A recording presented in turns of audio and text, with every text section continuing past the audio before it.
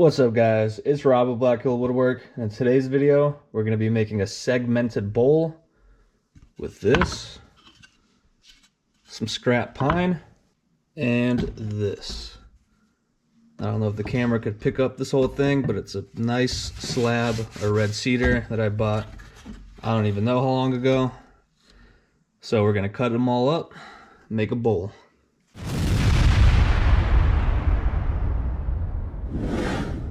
I don't have the most experience when it comes to segmented stuff. I've made a few and they came out okay, so I'll just do what I did before. So the plan is I'm just going to cut out a square. I don't know how big yet. Cut out some squares from the red cedar and then just stack them. So let me mark up the wood, go to the bandsaw, cut it all up, and then we'll stack them.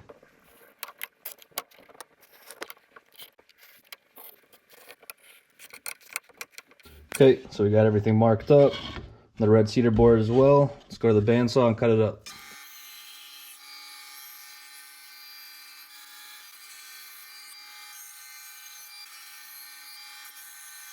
After I stacked them all up on each other, I really thought about it, and there's no way you can make a bowl out of this.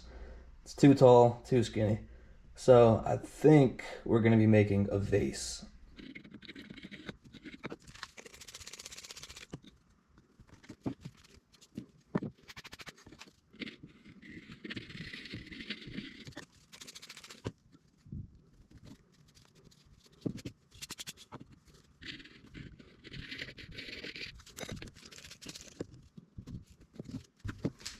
Okay, here's what it's looking like. Everything's flat, so that's good. I'm going to add a little bit more CA glue around the edges, and I don't even think I'm going to be using a clamp just because CA glue dries so fast. You can use wood glue. I do have some wood glue right here, but if I did that, I'll probably have to wait till tomorrow to turn it, and I just don't have patience for that. So using CA glue, it's worked for me in the past, so it should work now.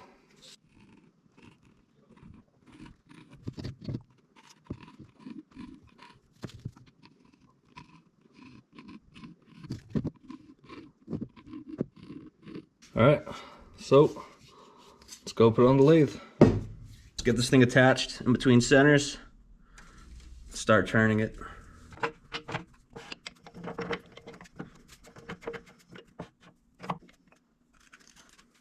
You see how that's spinning? Could always readjust it when it's in between centers. That's why I use it so much. I use faceplates a lot, but once you screw in the faceplate, there's no readjusting it from there. All right, let's turn it on. Let's turn up the speed. I'm going to be using my bowl gouge, not a roughing gouge, just because I want a cleaner cut.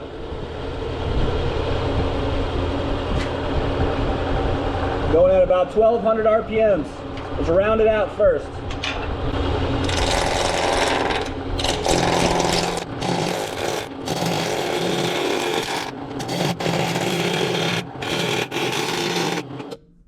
Okay, get a little closer. I also need to lower this just a little bit. Make sure this is tight. Lock it in place. Let's keep going.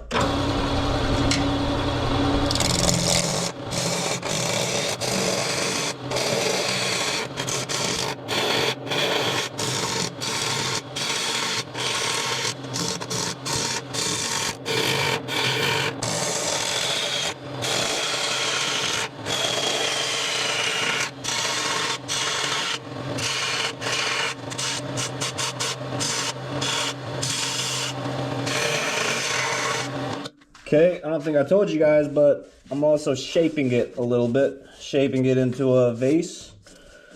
This is going to be the top. Still need to make the tenon for when I flip it over and hollow it out.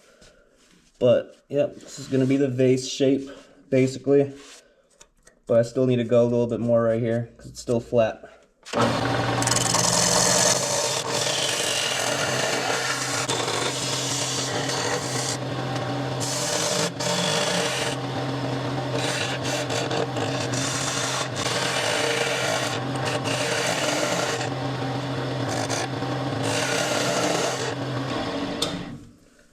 Okay, that looks better.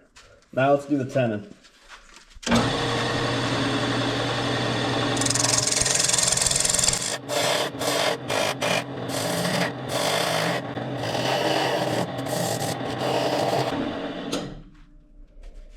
Okay, we got our tenon. We got our basic shape. Now let's flip it around.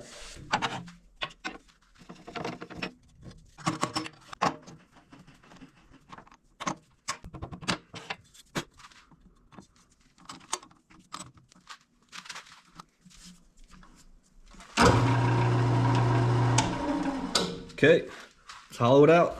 I could use my Jacob's chuck and just drill a hole in and, you know, keep going bigger in sizes and sizes until most of it's already taken out, you know, the inside. But I think it's faster just use my bowl gouge.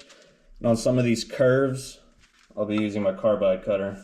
I only really use this for resin, but it is kind of nice using it for the inside of things because it's just really tough to get these angles with a bowl gouge. Let's do this thing.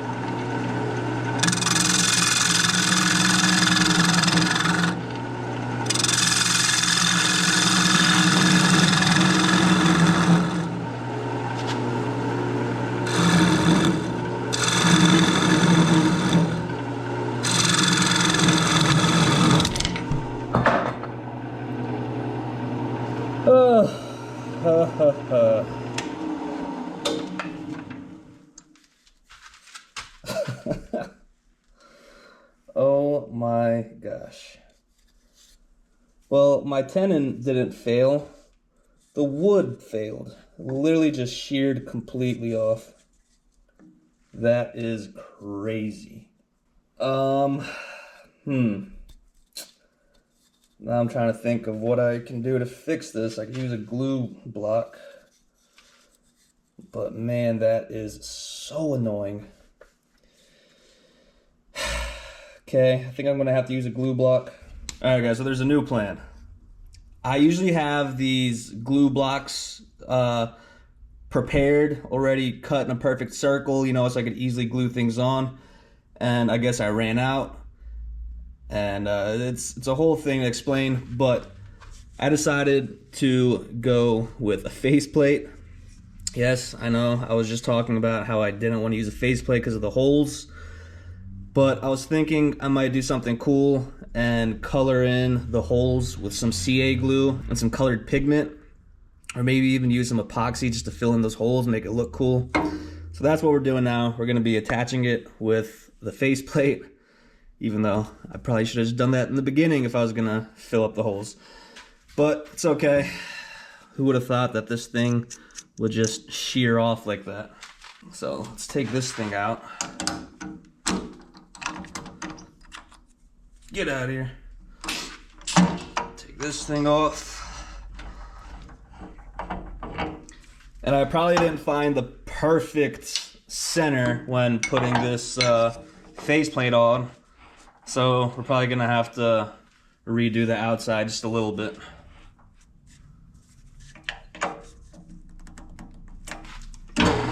Yeah, I mean, it's not running true at all. So we're gonna have to touch that up a little bit. You know, these things happen, you just gotta deal with them. Okay, let's true up the outside again, and then we can hollow it out.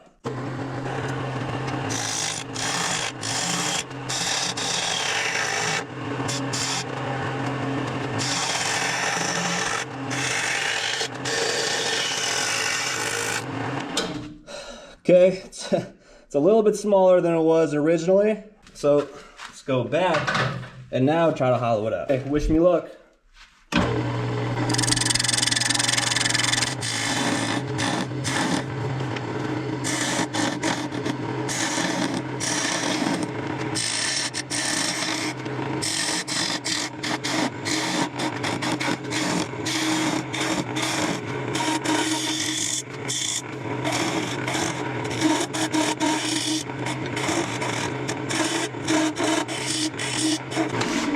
Alright guys, time for the Jacob's chuck because this is just driving me crazy.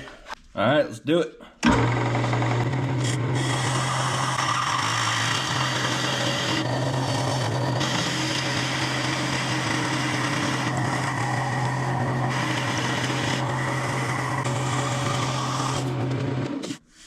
Okay, let's see what we're working with. Okay, that hole should be big enough for me to use my carbide cutter and get in there.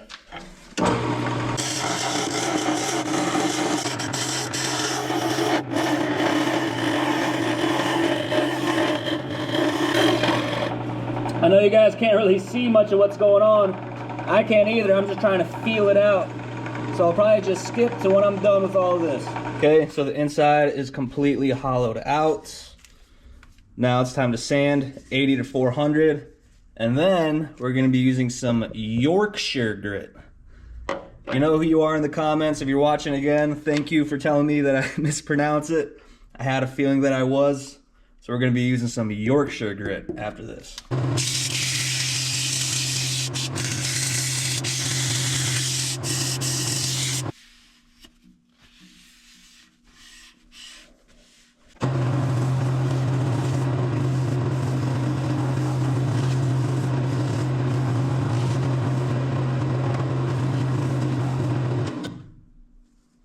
Okay, there it is.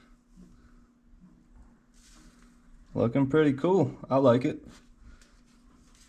Definitely got a few areas in between the wood, you know, where it meets that it's not completely shut.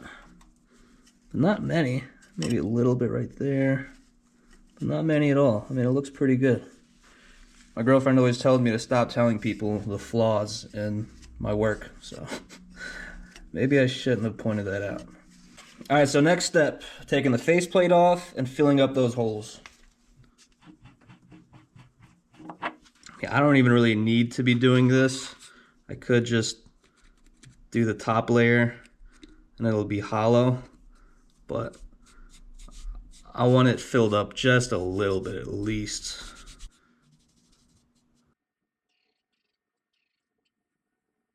All right, so I'm done with the CA glue. I'm gonna wait for it to cure and take it to the belt sander, sand up this whole bottom, and then go through the grits one more time all the way to 400. So now it's time for some finish. The finish really brings this piece to life, especially in the red cedar. But if you guys stayed this far into the video, I appreciate it. Hit that like, that subscribe button, that bell notification. I don't think I've ever said that before. Hit that too. And stay tuned for future videos. Appreciate you guys watching. 15 minutes, I'll buff it off and show you guys the final results. Peace.